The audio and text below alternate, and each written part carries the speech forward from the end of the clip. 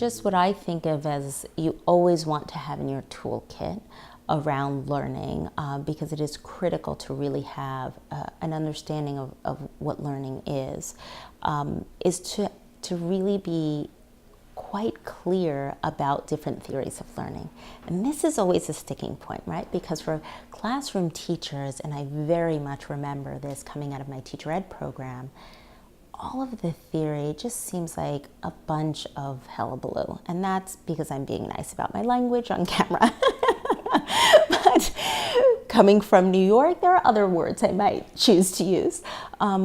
You think theory doesn't really matter, but then after several years, you start to realize theory is actually quite critical to the work that you do, because regardless of whether you recognize it, you are always acting on your beliefs of teaching and learning.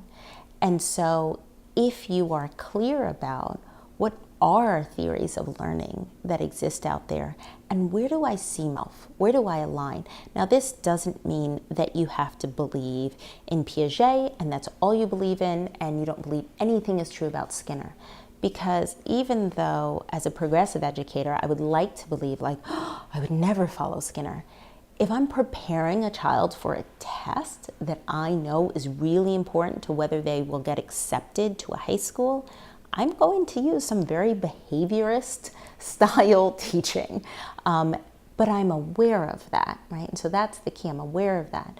And so I like to talk about theory in terms of theory is critical to how teachers engage in their work with children and engage in their work for themselves as a learner, because it guides us. So I practice, I would say, alignment. When the way I think of this is you want to align your beliefs or theories of learning and teaching with how you practice and design your work. So this might be teaching lesson plans and so on, with the desired outcomes. And desired outcomes could be for yourself and your students. When they're in alignment, that means it's not about good or bad. And I kind of feel like we should stop having the conversation around good or bad teaching, because it's as ridiculous as saying a good or bad learner, right? We're learners.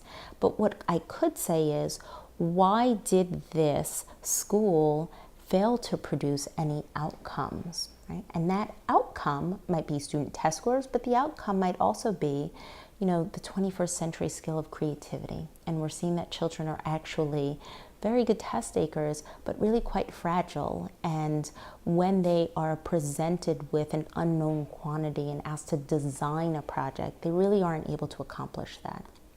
So that might be considered, we failed on our desired outcome. And to then look at, well, how did we design and practice in our school or in our classroom, and was that in line with the theories that we have for teaching and learning? So I think of it all the times in terms of theory, practice and design, and desired outcomes. And then you decide what those are, but that's how you can check yourself in alignment. So for a teacher, it is critical for them, and they might not be able to do this their first year, their second year, or even their third year, but to know that they should really be thinking quite deeply about what are the theories of learning out there, and what are the theories of teaching out there, and which are the ones that I believe in, and then seeing is there alignment with how they design and practice and so on.